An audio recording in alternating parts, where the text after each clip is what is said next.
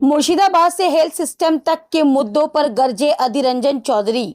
Senior Congress leader ने मुर्शिदाबाद से लेकर पश्चिम बंगाल के हेल्थ सिस्टम और कई सियासी मुद्दों पर अपनी तेज प्रतिक्रिया दी है।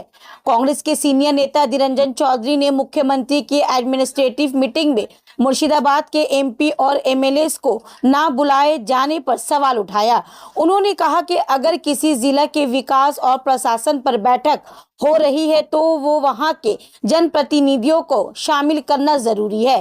पश्चिम बंगाल के हेल्थ सिस्टम को लेकर भी अधीर रंजन चौधरी ने सरकार पर निशाना साधा है। उन्होंने आरोप लगाए कि राज्य के कई सरकारी हॉस्पिटल्स में हेल्थ सर्विस की हालत संतोषजनक नहीं है और इसमें सुधार की जरूरत है।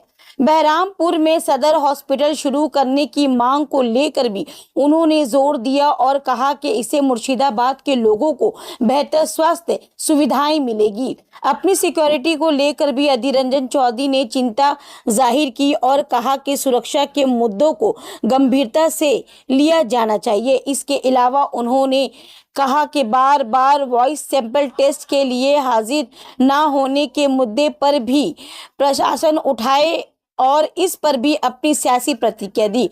अब इस बयान के बाद पश्चिम बंगाल की सियासत में एक बार फिर सियासी बहस तेज होने की संभावना है। পশ্চিমবঙ্গে স্বাস্থ্য অবস্থা বেহাল, এর বলার কি আছে? পশ্চিমবঙ্গের মানুষ যাদের কাছে কিছু পয়সা আছে চিকিৎসার জন্য হয় সরকারি হাসপাতাল বাদ দিয়ে বেসরকারি হাসপাতালে যায় কিংবা অন্য রাজ্যে চলে যায়।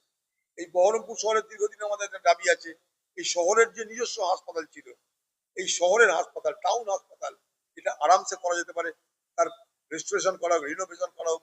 এই যে আমাদের কল্পনা হাউসের পাশে যে আমাদের এখানকার যে পুরনো হাসপাতাল ছিল আমাদের, সেটা বন্ধ হয়ে গেছে। সমস্ত পরিকাঠামো আছে, হাসপাতালে চালু করা হচ্ছে না।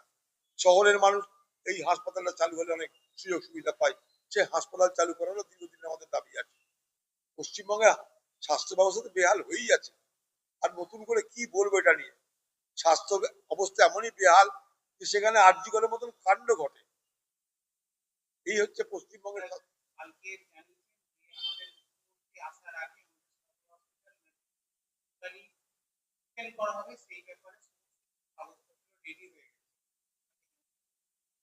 দেখুন, হলে তো আমরা সবাই খুশি হবো, এটা আমাদের দীর্ঘদিনের দাবি, এই শহরের মানুষের দীর্ঘদিনের দাবি। এই দাবি আমরাও করেছি, এই দাবি বামের আমলেও করেছি, আমরা এই দাবি তৃণমূলের আমলেও করেছি, এই দাবি আজও করছি। তা আমাদের যদি কেউ ঘোষণা করে চালু করে তাহলে নিশ্চয়ই দেখতে যাব আমরা। এখন কথা হচ্ছে মুখে কি বলছে কাজে কি করছে সেটা তো দেখতে হবে।